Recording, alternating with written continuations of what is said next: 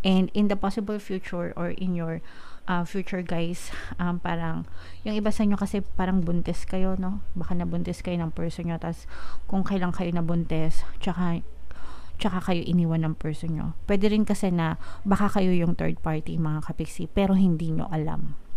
May mga ganun kasi guys, no? Parang hindi nila alam na may asawa pala o may partner pala yung mga jowa nila. Kasi merong ibang mga tao na sinungaling, no? Makaano lang, 'di ba? Maka-score lang.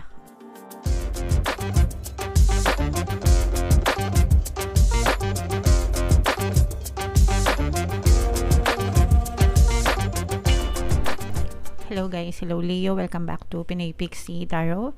Ang pamagat ng episode natin for tonight is anong ganap sa buhay mo. So ito isang timeless reading para sa Leo, Sun, Moon, Rising, Sign, and Venus. Shuffle ko yung cards guys, hanapin ko yung energy ng Leo.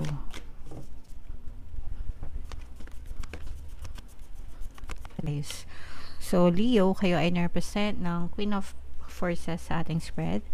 Ito yung combination guys ng positive and negative energy, general reading lang mga kapiksi. Pwedeng mag-resonate, pwedeng hindi. Timeless reading ito guys. So, pag sinabing timeless, anytime na mapanood nyo yung video, pwede siya mag-resonate sa inyo. If in case hindi kayo naka-resonate right now, pwede siyang balikan next time, next year, next month, kahit kailan mga kapiksi. And by those time na mapanood nyo ulit yung video, pwede na siya mag-resonate sa inyo next time. So, ito yung spread natin guys. Sa spread natin, yung sa baba, ito yung recent past nyo. Yung foundation ng story. Sa gitna naman yung ating current circumstance. And sa taas naman yung ating possible future mga kapiksi.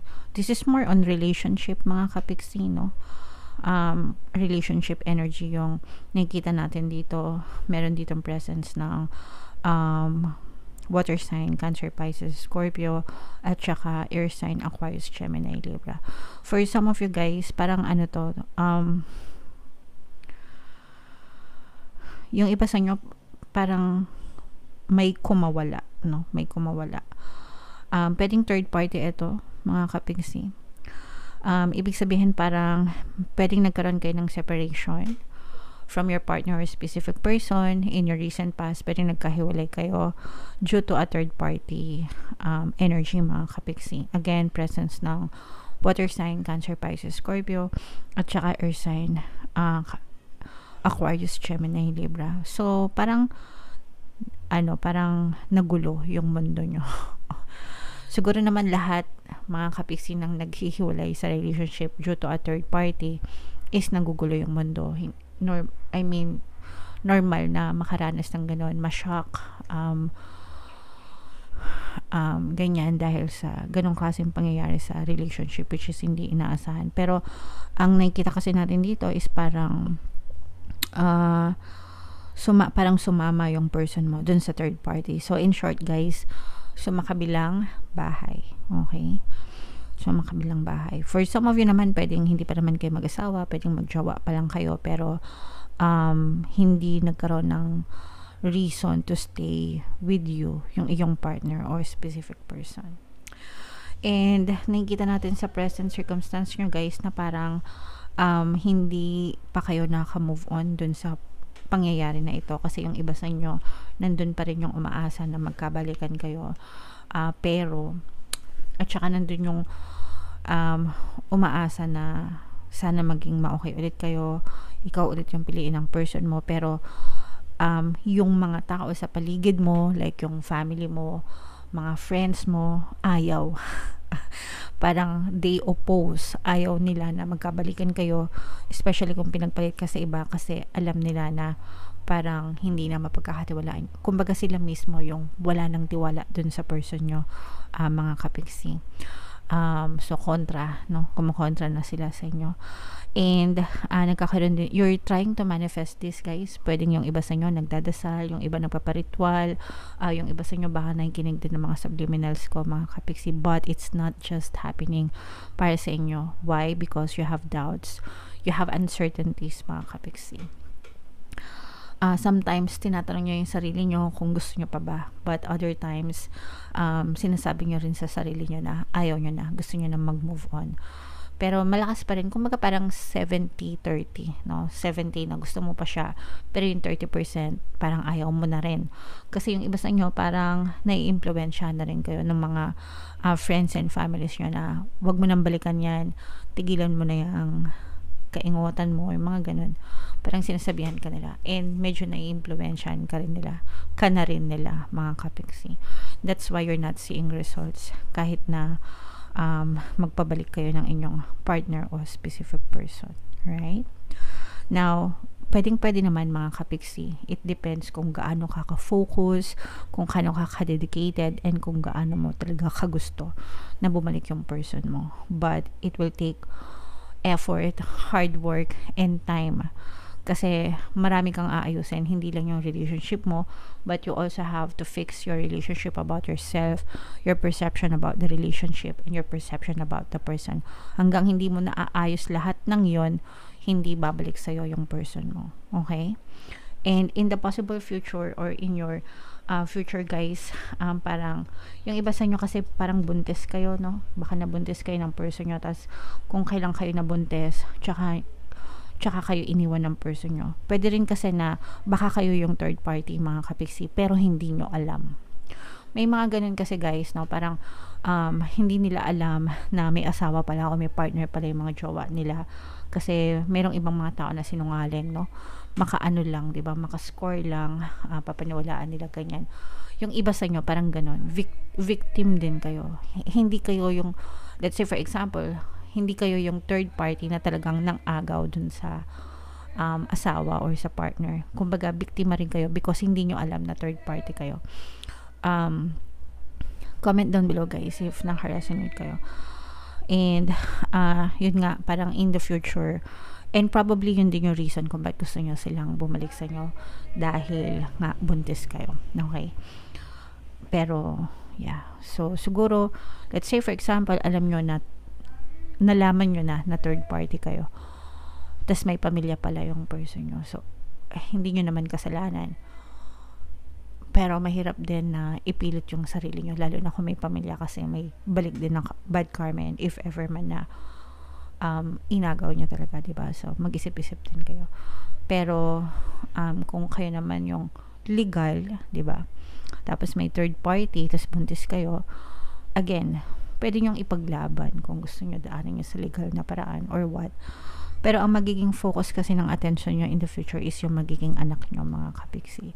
So yun yung paghahandaan nyo, parang bagong future yan for you, bagong adventure, bagong yugto ng buhay mo. So it's a blessing dahil may baby kayo, mga kapiksi. Babies are always a blessing, Leo. So yeah, alright. So comment down below, Leo, if feeling nyo naka-resonate kayo, kung story nyo ba to guys. Hindi naman lahat mag-resonate, hindi naman lahat, pero this is more on relationship kasi, and hindi naman lahat kayo buntis din. Pero kung hindi kayo man buntis, mga kapiksi, basta may anak kayo, sila yung magiging focus ng attention nyo in the future. Alright? Makaka-recover kayo dahil sa kanila. Okay. So, comment down below if naka-resonate kayo dyan. Tingnan natin yung additional na mensahe sa inyo, Leo, gamit itong deck na to. Shuffle ko muna guys. Habang shuffle ko to, panoorin nyo muna yung video natin regarding sa ating paano mag-manifest ng abundance video course. Kapiksi, sawa ka na ba sa mga struggles at hirap sa buhay mo? Masipag ka ba at masikap sa buhay ngunit hindi ka pa rin umaasenso? Ilang beses ka na bang nag-attempt magnegosyo at mag-invest pero palagi ka pa rin nalulugi? Sa pagkakataon na ito ay maaaring may subconscious beliefs ka na nagiging balakid sa iyong pag-unlad at pagyaman. Introducing, paano mag-manifest ng abundance video course. Dito ay matututunan mong ma-overcome ang mga balakid mo para tuluyan ka ng umunlad, umasenso, sumagana, maging matagumpay, successful at maswerte sa iyong kabuhayan, pera, trabaho, negosyo, salapi at kaperahan ng bonggang-bongga. Dali, mag-send na ng email sa pinoypixitaro@gmail.com at simulan na ang iyong pagyaman ngayon. Alright. So, sabay-sabay tayo guys, magpayaman ngayon 2024, mag-avail na kayo ng course kasi sobrang ganda talaga niyan mga kapiksi. And good news, ngayong April may bago tayong promo, magbibigay ako ng 200 pesos na discount sa lahat na mag-avail ng course guys, kaya mag-avail na kayo habang may discount. Sobrang ganda talaga niyan mga kapiksi. And meron din tayong email coaching, manifest your desires using the law of attraction. If meron kayong mga specific na gusto nyong i-manifest guys, pwedeng love and relationship, pwedeng money or career mga kapiksi, pwede kayo magpabook ng email coaching session with me. Mag-send lang kayo guys ng email sa pinoypixietarot@gmail.com. So Leo, sobrang ganda ng mga additional message para sa inyo. Unahin natin ito. Clear your space. This is cleansing mga kapiksi, no? Kailangan nyo maglinis, especially ngayon na punong-puno kayo ng problema, no? If ever man na naka-resonate kayo dito sa reading natin and marami talaga kayong problema sa relationship nyo or sa buhay nyo in general, you have to cleanse, clear your mind, clear your soul mga kapiksi. Kalma lang. Para hindi kayo magpanic, hindi kayo ma-stress, especially sa mga buntes mga kapiksi. Mag-meditate kayo guys. Mag-cleanse kayo. Maraming pamamaraan ng cleansing mga kapiksi. I-search nyo na lang. There are many ways. And at the same time, mag-meditate din kayo. Makakatulong yun para kumalma yung mga isipan nyo. Sa channel natin guys, meron tayong Tagalog guided meditation, pampawala ng stress and anxiety. Kung hindi kayo marunong mag-meditate, pwede nyong pakinggan yun. Doon kayo mag-start mga kapiksi. Makakatulong yun para gumaan yung inyong isipan at pakiramdam guys, okay? Pwede rin kayo makinig guys ng ating Ho'oponopono Subliminal, no? Tsaka Self-Love Subliminal. Ginawa ko yun para sa mga kapiksi natin na may mga emotional pain, kasi feeling ko for some of you talaga meron kayong mga emotional pain right now dahil sa mga pinagdadaanan nyo. So, pakinggan nyo yun guys. Marami ng success stories doon. Makakatulong yun sa inyo. Alright? And then we have this divine order mga kapiksi. Everything is how it needs to be right now. Look past the illusion and see underlying order. So, whatever is happening sa inyo mga kapiksi, nakatadahan na talaga siyang mangyari in divine order.